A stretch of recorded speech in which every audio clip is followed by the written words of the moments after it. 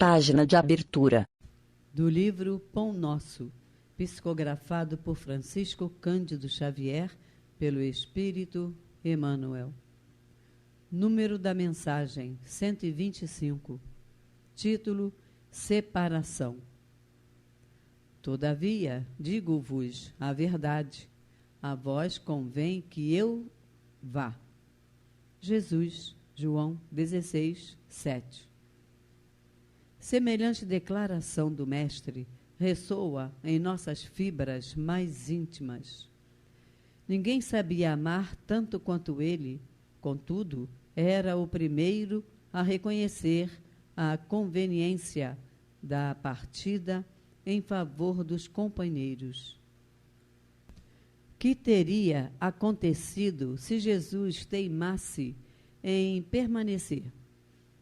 Provavelmente as multidões terrestres teriam acentuado as tendências egoísticas, consolidando-as. Porque o divino amigo havia buscado Lázaro no sepulcro, ninguém mais se resignaria à separação pela morte. Por se haverem limpado alguns leprosos, ninguém aceitaria de futuro a cooperação proveitosa das moléstias físicas. O resultado lógico seria a perturbação geral no mecanismo evolutivo. O mestre precisava ausentar-se para que o esforço de cada um se fizesse visível no plano divino da obra mundial. De outro modo, seria perpetuar a indolência de uns e o egoísmo de outros. Sob diferentes aspectos, repete-se diariamente a grande hora da família evangélica em nossos agrupamentos afins. Quantas vezes surgirá a viuvez, a orfandade, o sofrimento da distância, a perplexidade e a dor por elevada conveniência ao bem comum. Recordai a presente passagem do Evangelho, quando a separação vos faça chorar, porque se a morte do corpo é renovação para quem parte, é também vida nova para os que ficam. Emmanuel. E agora, a palestra. Olá, meus irmãos e minhas irmãs do Grupo Espírita Francisco de Assis e todos aqueles que entrarem em contato com esse esforço que o Jefa empreende por levar os ensinamentos, os estudos das obras básicas através da internet, com o objetivo de chegar, de alcançar aquelas criaturas que, porventura, por algum motivo, não possam ir às casas espíritas. E aí podem, no conforto do lar, assistir os vídeos do Grupo Espírita Francisco de Assis, que é localizado na Rua Morro do Ouro, número 78, no aprazível bairro da Ribeira, na Ilha do Governador. E nós vamos dar continuidade a esse trabalho, a esse esforço de divulgação das obras básicas, hoje com o Evangelho segundo o Espiritismo, no seu capítulo 27º, que tem como título Pedi e Obtereis. E nós vamos hoje ver 4 itens, o item 1, 2, 3 e 4, que inicia o capítulo, com o subtítulo Qualidades da Prece. Esse capítulo tem outros subtítulos que são bastante sugêneres, interessantes, e que já nos remetem, já nos mostram a direção que a doutrina espírita toma em relação a esse ato que nós identificamos e que é muito enraizado nos meios religiosos, nos segmentos religiosos. Mas a doutrina espírita, assim como Jesus, nós vamos ver também nas passagens de Jesus e nas colocações dos princípios que Jesus elenca para a realização da prece, para esse ato de orar, nós vamos ver que Jesus também desloca a prece, tirando a prece das fronteiras estreitas do pensamento religioso e da prática religiosa, dando à prece uma conotação diferente da que tinha naquele tempo, naquela época. A doutrina espírita abraça, né, absorve esses princípios colocados por Jesus e também a ideia de Jesus e também desloca a prece, tirando-a simplesmente do meio religioso, da prática religiosa e colocando-a num outro patamar, num patamar mais racional, mais lógico e até, de certo ponto, de certa forma, material. Quando a gente vê no subtítulo Transmissão do Pensamento, como o pensamento se transmite, como o pensamento de forma material pode alcançar o plano espiritual, pode alcançar o mundo invisível, com as nossas súplicas, com as nossas solicitações, com o nosso pensamento em forma de prece. Então, nós vamos ver, além desse item de hoje, qualidade da prece, nós vamos também ver eficácia da prece. A prece é eficaz, ela realmente tem eficácia, ela realmente tem resultados, conseguimos obter resultados através do ato da oração, da prece, ou é apenas uma formalidade isso? Ou isso é apenas o cumprimento de um rito, de um dogma, né? Ou é apenas uma expressão exterior da nossa espiritualidade, das nossas convicções religiosas? É isso que vai ser colocado aqui. Nós vamos ver que a prece ela é eficaz, ela pode ser eficaz. A ação da prece, como a prece age? Né? Será que nós somos atendidos em tudo aquilo que nós desejamos, tudo aquilo que nós pedimos? Ou nós somos atendidos naquilo que merecemos ou naquilo que precisamos? Muitas vezes a gente ora e não sabe o que a gente está pedindo, e às vezes o que a gente está pedindo futuramente, mais adiante, não será um benefício, será um prejuízo, e a espiritualidade superior, ou o Criador, ou Deus, não nos vai atender em alguma coisa que vai nos ser prejudicial, mas vai nos atender naquilo que nós necessitamos, naquilo que nós precisamos para aquele momento e de acordo com os nossos merecimentos, né? Então, nós vamos ver também a questão das preces inteligíveis, ou seja, a prece ela tem que ser compreendida por alguém que nos ouça orar, em alguns momentos sim, mas ela precisa ser principalmente compreendida para nós mesmos. Nós precisamos compreender o que nós estamos pedindo, nós precisamos entender o que nós estamos pedindo, nós precisamos entender as nossas necessidades verdadeiras, sinceras, as nossas necessidades espirituais e não as nossas necessidades materiais, né? Da prece pelos mortos e pelos espíritos sofredores, o que é uma outra questão também muito dogmática no meio das religiões. Tem religiões que defendem que não se deve orar pelos mortos, porque os mortos estão em repouso, estão dormindo, então não vão ser favorecidos pela nossa prece.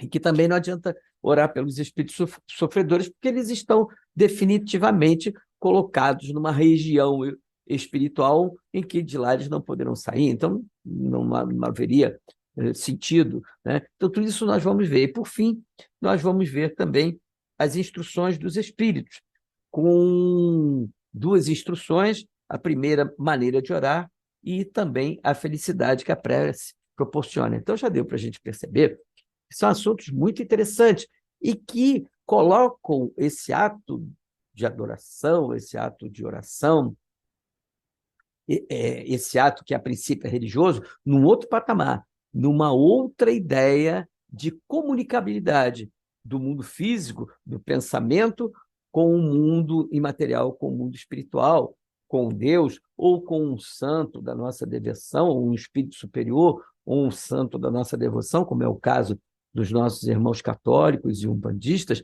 que rezam para os santos da sua devoção, rezam para os seus orixás, enfim. Então, a gente vai ter uma outra ideia, uma outra concepção de como fazer essa ligação. Como é que é esse caminho que a prece faz? Como ela pode alcançar o que nós desejamos, o nosso santo de devoção, um espírito superior, ou Deus, um orixá, né? Enfim, como é que isso acontece? Isso tudo nós vamos ter a possibilidade de ver ao longo desse capítulo, que é bastante interessante. Mas nós vamos ver, então, vamos começar a ver os princípios que Jesus elencou, que estabeleceu para,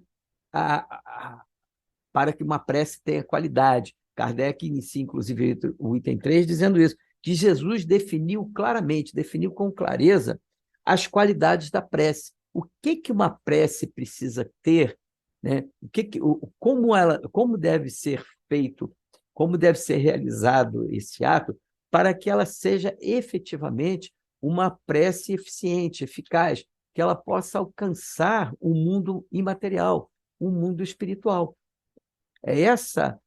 O objetivo de Jesus e o objetivo também da doutrina espírita, entre outros. Perdão. E a primeira qualidade, primeiro item que Jesus coloca para que essa prece saia dessa área dogmática e mística, para que possa alcançar um patamar superior de comunicação espiritual entre o ser encarnado e a divindade, ou o mundo imaterial, é a discrição. A prece é um ato que deve ser feito de forma discreta, com recolhimento. Essa é a ideia de Jesus. Por isso, Jesus recomenda que, quando fores orar, entra para dentro do teu quarto e ora em recolhimento, ora em silêncio, ora em segredo, porque aquele que sabe o que acontece em segredo vai te atender também em segredo. Ou seja, Jesus está dizendo, é claro que ele usa uma ideia emblemática, alegórica, de entrar para o seu quarto, mas o quarto que Jesus se refere ao nosso quarto íntimo, é que nós entremos para dentro de nós mesmos, para que possamos nos encontrar a nós mesmos, que a gente encontre a nossa essência, aquilo que nós somos verdadeiramente, não aquilo que nós expomos, não aquilo que nós representamos para os outros na nossa vida de relação. Muitas vezes, aquilo que a gente pensa, ou aquilo que a gente expressa, o pensamento que a gente expressa através da palavra, né, ou através do gesto, da forma como a gente se comporta, não é efetivamente aquilo que a gente é, né? A gente acaba tomando cuidado, porque a gente se preocupa com o julgamento do próximo, como é que a gente vai ser visto, né? Então, a gente não expõe, a gente não expressa o que nós somos verdadeiramente, intimamente.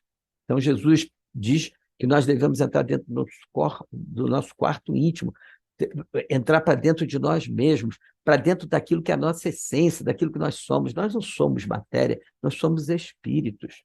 E nós precisamos nos encontrar conosco mesmo. E nessa descrição, nós encontrarmos a nós mesmos. E, às vezes, nesse momento, nós vamos encontrar muito o que existe de pior entre nós, o que existe de pior dentro de nós. Vamos encontrar o que existe de bom. Nós somos uma dicotomia entre luz e sombras ainda, né? Então, nós vamos encontrar coisas boas dentro de nós, mas nós vamos encontrar coisas ruins também dentro de nós. E é importante que a gente encontre isso, para que a gente possa entender, compreender, para que a gente possa achar a nossa essência. E achando a nossa essência e reconhecendo que temos algo em essência que não é bom, que ainda é ruim, que precisa ser modificado, que precisa ser depurado, que precisa ser melhorado, é o princípio da gente começar a transformar o que precisa ser transformado. É o princípio da gente reconhecer as nossas imperfeições, as nossas limitações. Por isso, a gente precisa de discrição, a gente precisa de recolhimento. De uma certa forma, frear o burburinho que está à nossa volta, frear esse tempo febricitante em que as coisas são sempre tão rápidas, a gente não tem tempo para isso, não tem tempo para aquilo, né? Tudo é na correria, e Jesus sugere que a gente seja discreto, que a gente freie, que a gente entre para dentro de nós mesmos, onde as coisas acontecem mais devagar, mais lentamente, para que a gente possa se reconhecer, se entender, para que a gente possa se conhecer. Tem gente, né, que reza pensando que Deus é surdo, grita o tempo todo, fala alto, e também acha que Jesus, os bons espíritos, enfim, precisam de preces longas, né? Precisa que se usem palavras especiais, que se tenha um vocabulário rebuscado e que essa prece seja longa, né? Quando, na realidade, Deus e os espíritos superiores, ou os santos da nossa devoção, ou seja, o mundo imaterial, o mundo espiritual, não está preocupado nem com a quantidade de palavras, nem com a qualidade das nossas palavras, com a qualidade do nosso vocabulário. Está preocupado com os nossos sentimentos, está preocupado com a nossa sinceridade. E aí nós entramos num outro ponto em relação a isso. Um outro quesito da qualidade da prece recomendada por Jesus, que é a simplicidade e a sinceridade. A prece precisa ser simples, ela não precisa ser rebuscada. Ela precisa ser simples também, no sentido de que a gente tem um pensamento único, um pensamento direcionado e de qualidade, né? Tem gente que vai fazer uma prece, vai orar, leva uma lista, né? Parece uma lista de supermercado das compras, né? Não é preciso isso, porque Deus sabe em segredo o que vai dentro de nós em segredo, né? Então, a gente não precisa dizer, mas a gente tem que ter um pensamento único, e a gente tem que ser sincero nesse pensamento, e tem que ser simples, para que a nossa prece tenha eficácia, para que ela tenha qualidade, e para que ela possa ser recebida pela espiritualidade, pelo mundo imaterial, e, e atendida naquilo que a gente precisa que seja atendida, de acordo com as nossas necessidades e o nosso merecimento. E quando a gente recolhe, quando a gente entra para dentro da gente mesmo, a gente busca a simplicidade e busca a sinceridade, a gente melhora a qualidade do que a gente pede. A gente vai ser mais criterioso naquilo que a gente pede. E aí a gente vai entrar num outro quesito de qualidade que Jesus recomenda, que é a pureza de coração. Porque mesmo quando você entra dentro de você e você encontra lá, muitas vezes, um lado sombrio, e é nesse lado sombrio que está o ódio, está o rancor, está a mágoa, está o desejo de vingança, enfim, está tudo aquilo que enedou, que constrange os nossos sentimentos e que tira a pureza das nossas intenções, a pureza dos nossos pensamentos. Então, nesse momento, quando a gente entra para dentro da gente e a gente, de forma discreta, simples, sincera, reconhece as nossas não virtudes, as nossas imperfeições, a gente está começando a depurar os nossos sentimentos, né? A gente está começando a depurar o nosso coração. E por isso Jesus recomenda de forma prática, objetiva. Antes de orar, seja no templo ou onde for, antes de orar, vai lá e veja o que o teu irmão tem contra ti, ou o que você tem contra o teu irmão, aquele que você acha que te magoou, que te feriu, que te prejudicou, vai lá e perdoa ele. Ou seja, limpa o teu coração do ódio, da mágoa, do desejo de vingança, da desforra. Limpa o teu coração para que você possa vir e fazer esse contato mais eficiente, qualificativo com o mundo invisível, com o mundo espiritual. Então é preciso que a gente esteja de coração limpo, mesmo que em algum momento a gente veja aquilo que existe de pior em nós. Mas muitas vezes precisamos, e sempre precisamos, entrar em contato com esse nosso lado mais sombrio, porque é nesse momento que a gente começa a modificar. É nesse momento que a gente identifica exatamente aquilo que nós estamos precisando. E aí nós começamos a trabalhar esses maus sentimentos, começamos a trabalhar esse nosso lado obscuro, lançando luz sobre ele, purificando os nossos corações, purificando as nossas mentes e melhorando em muito a qualidade daquilo que pedimos. Nós vamos mudar de patamar. Nós vamos mudar de patamar naquilo que a gente deseja, naquilo que a gente pede, naquilo que a gente solicita ao Criador ou ao mundo espiritual.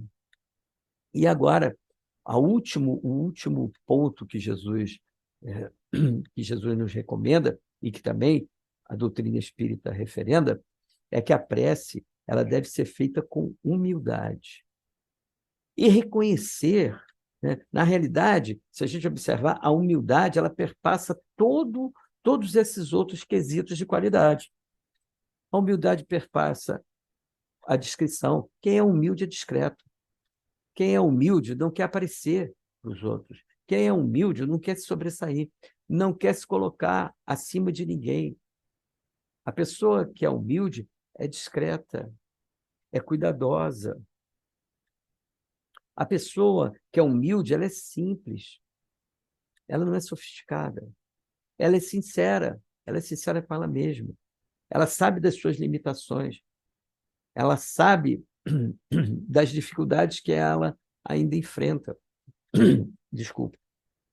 E só é possível reconhecer as nossas limitações, as dificuldades que ainda enfrentamos e as nossas não virtudes, na medida em que nós exercitamos a humildade para reconhecer isso.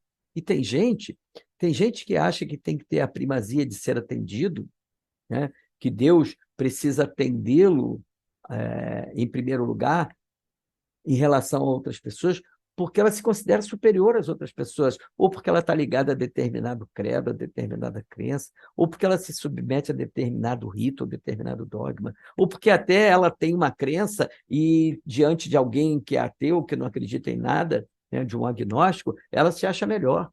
E ela acha que ela tem primazia, que ela deve ser atendida. E aí, nisso, entra também o julgamento do comportamento alheio, quando, na realidade, para a espiritualidade, nada disso importa. O que importa para a espiritualidade não é a qualidade da palavra, não é se as palavras são rebuscadas, não é o tamanho da prece. O que importa para a espiritualidade é a nossa sinceridade, né? É a pureza dos nossos sentimentos e a humildade com que nós nos colocamos diante das circunstâncias da vida e diante do mundo imaterial, diante do mundo espiritual superior, reconhecendo as nossas imperfeições, as nossas limitações, reconhecemos que precisamos de auxílio, não só o auxílio das outras pessoas nas convenções do mundo material, mas também precisamos do auxílio da espiritualidade. E a prece, sem dúvida nenhuma, ela é sempre um alento, ela é sempre um motivo de nós nos fortalecermos, de nós nos confortarmos, nos consolarmos, porque por mais que estejamos sofrendo, por pior que seja a situação que nós estejamos vivendo, e talvez nós não possamos ser atendidos da solução daquele problema, porque ainda não temos o merecimento para isso, ou porque não chegou o momento de sermos atendidos, porque ainda não aprendemos todas as lições que precisávamos aprender com aquela situação que nos constrange, perturba, que nos fere ou nos magoa os sentimentos, mas nós vamos receber sim, com toda certeza, se nós é, usarmos desses princípios estabelecidos por Jesus, se nós conformarmos o nosso pensamento em prece, com simplicidade, com discrição, com humildade, com sinceridade, nós vamos receber aquilo que nós necessitamos para que possamos enfrentar aquelas situações, para encontrarmos as soluções, para resolvermos aquelas situações, até que possamos vencer. Nós vamos, sim, sempre receber a coragem, o bom ânimo e a esperança necessárias até que a situação possa ser resolvida. Só para encerrar, vale lembrar que nessas colocações de Jesus, nessas recomendações de Jesus, nós podemos encontrar, de maneira sutil, ou talvez até não sutil, não, nem tão sutil, de maneira efetiva, aquele combate que foi o principal combate que Jesus estabeleceu na realização da sua missão junto à humanidade. Porque uma das principais tarefas de Jesus, e ele deixou isso claro muitas vezes, não fez mistério disso, verbalizou isso inúmeras vezes, em inúmeras oportunidades, Jesus veio combater a hipocrisia humana. E quando Jesus recomenda a discrição, quando Jesus recomenda a simplicidade, a sinceridade, recomenda a pureza de coração, recomenda a humildade, ele está efetivamente trabalhando para nos tirar do comportamento hipócrita, do comportamento da hipocrisia, daquele esforço que a gente faz para aparentar aquilo que a gente não é. Porque, na realidade, esse era também um ponto daquele tempo em que Jesus veio, entre os religiosos, e, na realidade, nós não mudamos muito, ainda continua sendo, né?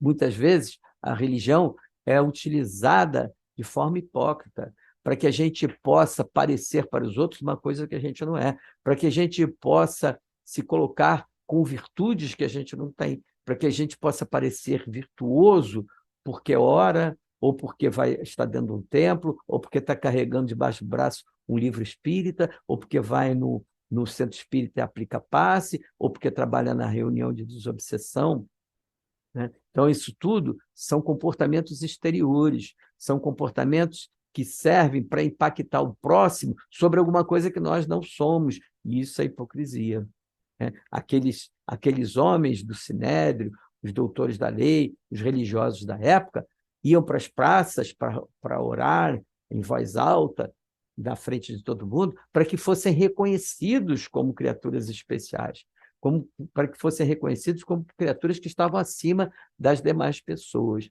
E aí Jesus vem e coloca dessa forma, mostrando que é preciso o combate íntimo, interior, do comportamento hipócrita, né? Era isso que nós temos para esse momento, guardando a esperança que esse esforço do Grupo Espírita Francisco de Assis possa alcançar os corações desejosos de esclarecimento e que, efetivamente, esse nosso esforço possa ser útil para todas as pessoas que venham assistir, que possa levar a elas não só o conforto, o esclarecimento, mas também um conjunto de conhecimentos que possa servir para a reflexão, para o pensamento, para que a gente possa pensar melhor sobre essas coisas, entender melhor esses mecanismos de comunicabilidade, de comunicação do mundo material com o mundo espiritual